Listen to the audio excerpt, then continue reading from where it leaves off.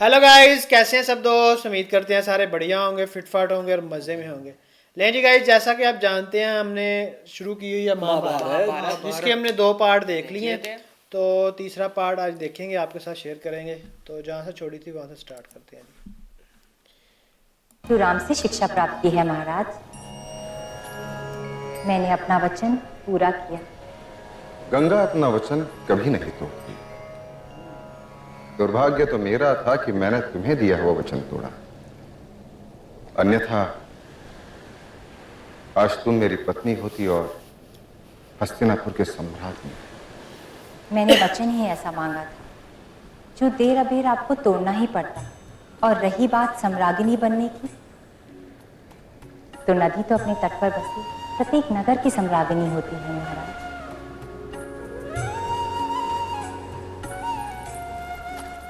माते,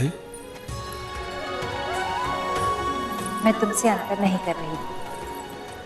तुम जब भी मुझे बुलाओ मैं प्रकट हो जाऊंगी। जाओ, अब अपने पिता के साथ जाओ। उनकी सेवा ही तुम्हारा जीवन कार्य है। जो आज्ञा माते।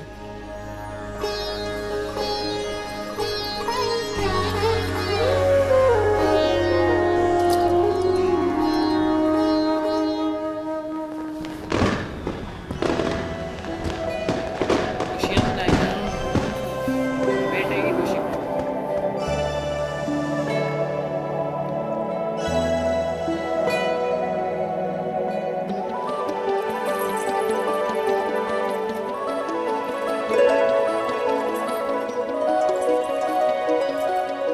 देखो देखो महाराज शांतनु आ रहे हैं। महाराज,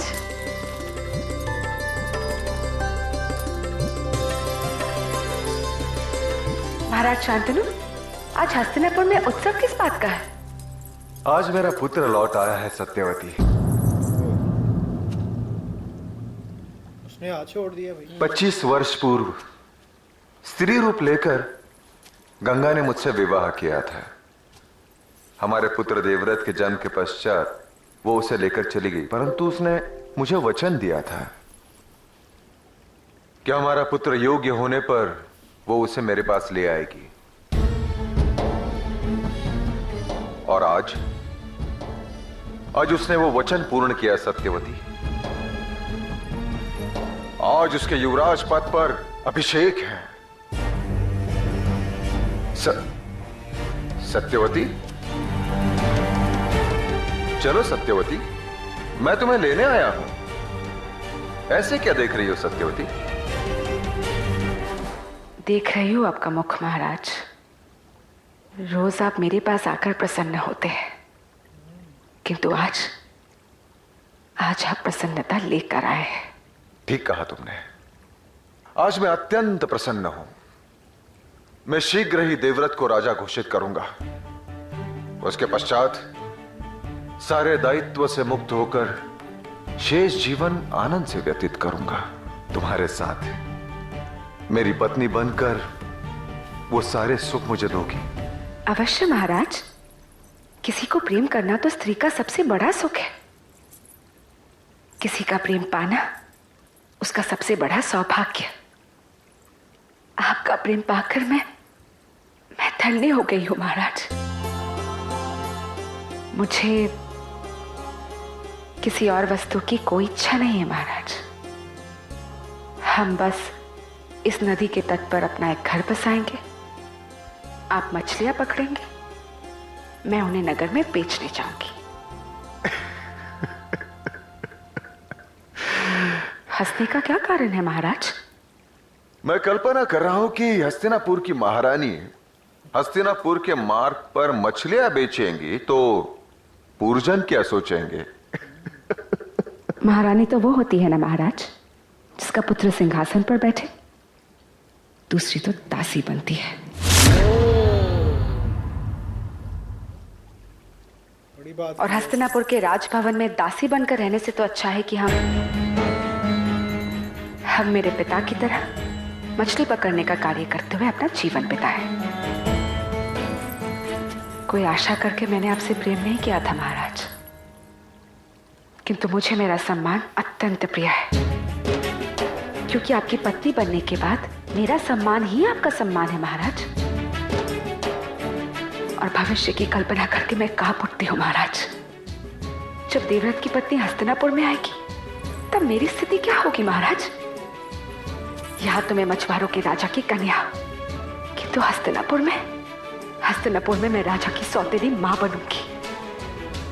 और जब सौतेला पुत्र अधिकारी बनता है ना महाराज, तब सौतेली मां की स्थिति दासी से भी तुच्छ हो जाती है। क्या स्थिति होगी मेरे पुत्र की? वो तो हस्तिनापुर के सिंहासन के केवल चाकर बनकर रह जाएंगे। महाराज, बड़े वृक्ष के नीचे छोटे वृक्ष तो क्या, घास भी नहीं उगती। देवव्रत के अधिकार छीनकर मैं तुम्हारे पुत्र को नहीं दे सकता सत्यवती। किंतु महाराज, देवव्रत तो अब आए हैं ना, अब तक तो उनके अस्तित्व का ज्ञान भी नहीं था मुझे।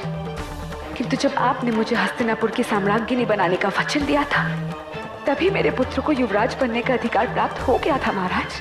क्या प्रलाप करी हो सत्यवती? हस्तिनापुर का युवराज तो देवव्रत ही बनेगा।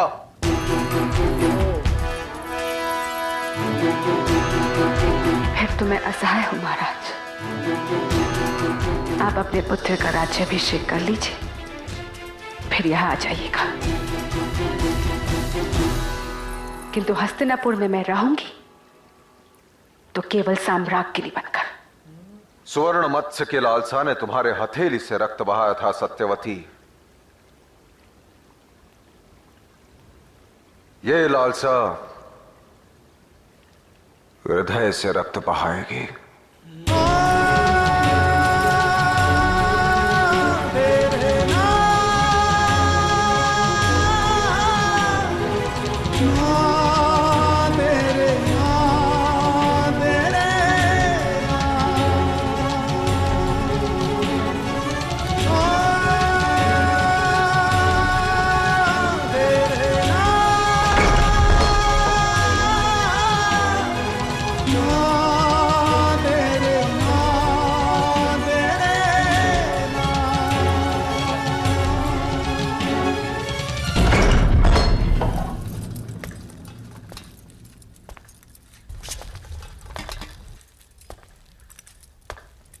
महाराज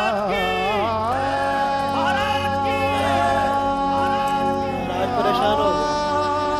नहीं, उसकी बातें भी अपनी जगह पे ठीक थी।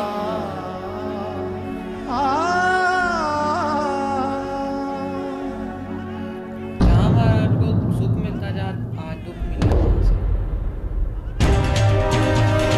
अपने सिंहासन की तरफ देख रहा है।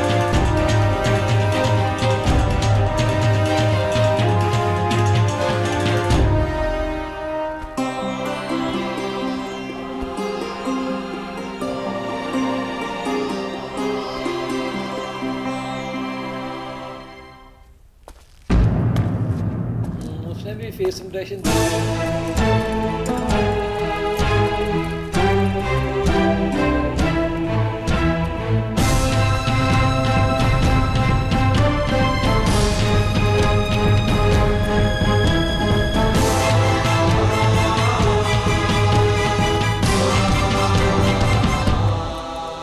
पिताश्री,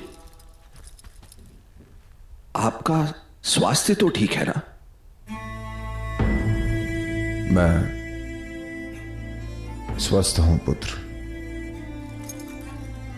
किंतु आपके मुख पर ये कुछ नहीं।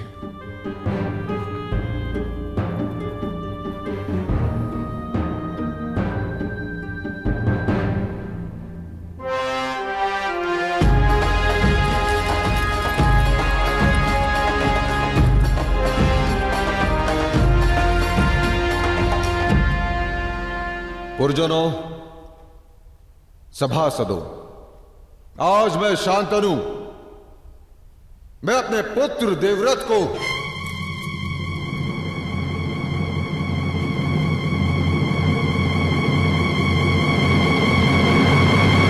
हस्तिनापुर का युवराज घोषित करता हूं। युवराज की युवराज।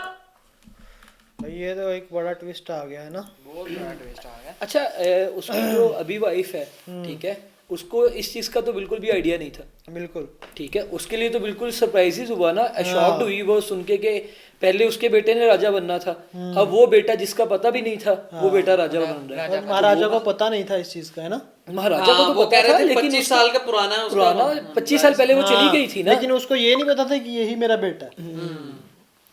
लेकिन अब देखते हैं, उसने उधर ऐलान कर दिया है और उधर से अब देखते हैं वो दूसरी बीवी जो है वो क्या करेगी। अब स्टोरी में ट्विस्ट आता है, उसने बोला है कि अगर मतलब मेरा पुत्र नहीं बनेगा मेरे ख्याल तो में मैं फिर वो मछुआरों वाला काम करूंगी। वही ना, उसने बोला ना कि बगावत मैं दासी शगावत बन ना करे वो कोई। मैं दासी बन के नहीं ना रह सकती। तो वो मछुआरों की रानी है, तो वो बोल रहे हैं मैं मछुआरों की रानी बन के रह लूंगी, तो वो ठीक है। चले जी, नेक्स्ट पार्ट देखते हैं उसमें क्या होता है। हमारे साथ रहिएगा, मिलते हैं आपको इसका नई वीडियो इस मतलब एपिसोड 1 का लास्ट पार्ट है, हाँ। वो देखते हैं और फिर अगली वीडियो में मिलते हैं।